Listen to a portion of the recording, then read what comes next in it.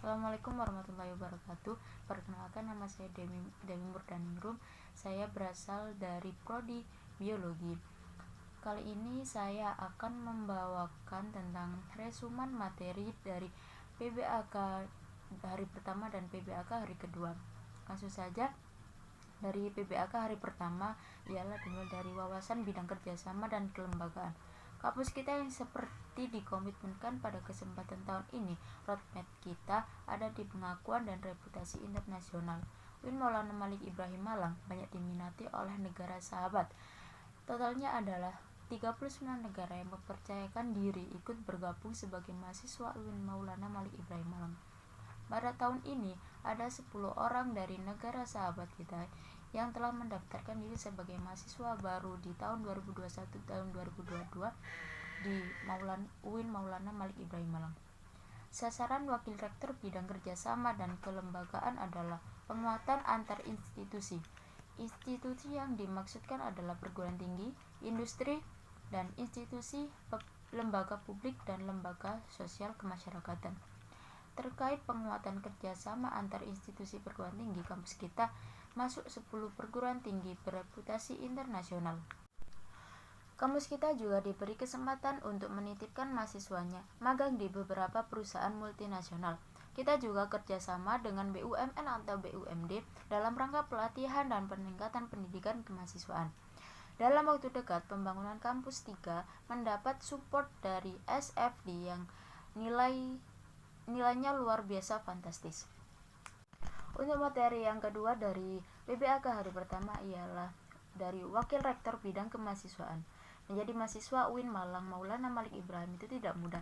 Anda sudah menjadi salah satu dari the best human material karena ketatnya persaingan antara masuknya mahasiswa di UIN Universitas Islam Negeri Maulana Malik Ibrahim Malang.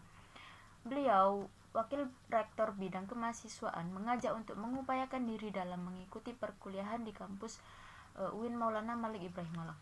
Orang yang punya mental spiritual, indikatornya antara lain ialah berpikir ilmiah, harus melakukan transformasi gaya belajar dari tingkat SLTA menuju model belajar perguruan tinggi. Mahasiswa harus bisa berpikir secara ilmiah. Selanjutnya ada rangkuman materi dari PBAK hari kedua. Yang pertama ada pengenalan organisasi dari organisasi Intra UIN Maulana Malik Ibrahim Malang. Dimulai dari Dewan Eksekutif Mahasiswa yang diketuai oleh Kak Farhan dan bersama wakilnya yaitu Kak Fawaid.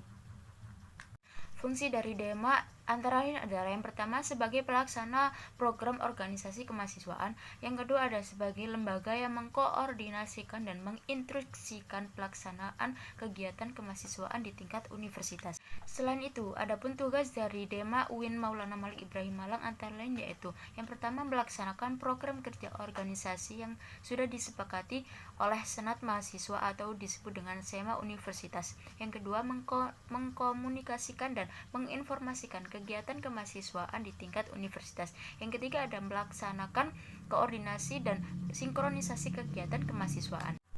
Selanjutnya ada Senat Mahasiswa atau biasa disebut dengan SEMA yang diketuai oleh Kak Adi Fanani dan ada sekretaris juga yang bernama Kak Man Aruf Ilmi.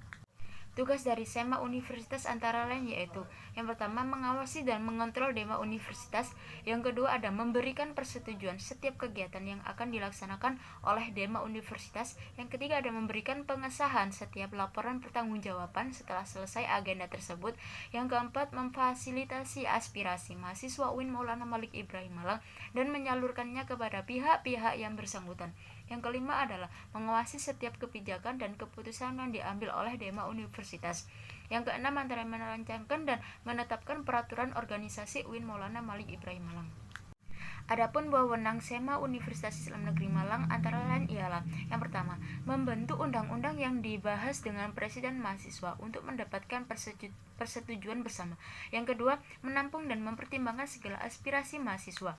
Yang ketiga, memberikan mandat untuk melaksanakan PEMILWA. Yang keempat, mengawasi pelaksanaan hasil sidang SEMA Universitas. Dan fungsi dari SEMA itu sendiri ialah yang pertama advokasi, yang kedua legislasi, yang ketiga pengawasan, dan yang keempat adalah penganggaran. Yang ketiga adalah dari organisasi ekstra UIN Maulana Malik Ibrahim Malang. yaitu ada dari Taekwondo, yang diketuai oleh Kak Dirga dari jurusan Psikologi.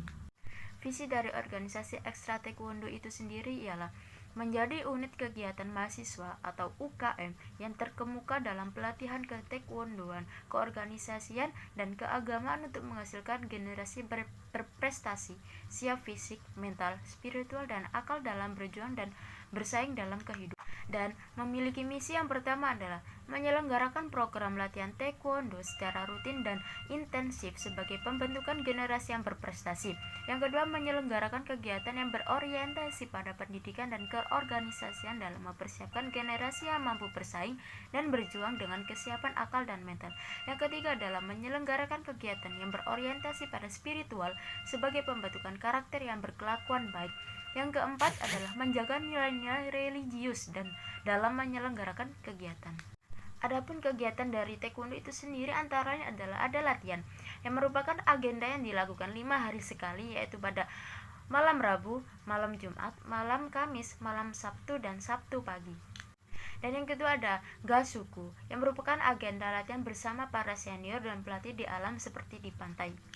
Untuk ringkasan materi terakhir yaitu ada dari Bapak Hasan Wahid, yaitu yang membawakan tentang kebangkitan bangsa. Yang pertama, beliau bicara soal pandemi. Problemnya di dunia sampai detik ini pun para ahli medis atau para ilmuwan belum bisa menemukan cara untuk menghilangkan COVID-19 ini. Presiden mengharapkan pada akhir tahun ini ada 70% peningkatan masyarakat yang sudah divaksin. Yang kedua ada efek pandemi. Efek pandemi itu sendiri membuat pertumbuhan ekonomi ini tidak stabil. Ya, beliau juga menjelaskan ada 3 kekuatan penguat dunia, yaitu yang pertama ada kemajuan teknologi. Kemajuan teknologi pada saat ini berada pada era 4.0, tetapi di masa yang akan datang akan ada kemajuan menjadi 5.0, yaitu teknologi dengan tampilan hologram. Yang kedua ada agama. Ketiga ada pasar. Yang dimaksud pasar di sini yaitu pasar digital, seperti contoh e-commerce. Selanjutnya, peran dan peluang UIN di masa yang akan datang. Yang pertama, arus pengembangan teknologi digital. Yang kedua, kesesuaian dengan sektor industri. Yang ketiga, menjadi socio-technopreneur, yaitu yang menyelesaikan problem dengan teknologi dan entrepreneur dengan mandiri. Selanjutnya yaitu mahasiswa UIN Maulana Malik Ibrahim Malang harus menjadi generasi unggul yang mengangkat keagungan moral dan spiritual. Yang kedua, gandrung pada ilmu pengetahuan. Yang ketiga, memiliki digital quotient atau kecerdasan digital. Yang keempat adalah kesalehan atau peduli terhadap sosial. Beliau juga berkata, kampus UIN Maulana Malik Ibrahim Malang jangan menjadi menara gading intelektual, tetapi harus mampu menjadi kekuatan perubahan terhadap sosial. Sekian rangkuman materi PBAK hari pertama dan hari kedua dari saya. Saya memohon maaf apabila ada dari beberapa materi tersebut yang kurang dan ada kalimat-kalimat yang tidak pantas saya ucapkan. Saya meminta maaf dan terima kasih. Saya Dewi Murdaningrum dari Prodi Biologi pamit undur diri. Wassalamualaikum warahmatullahi wabarakatuh.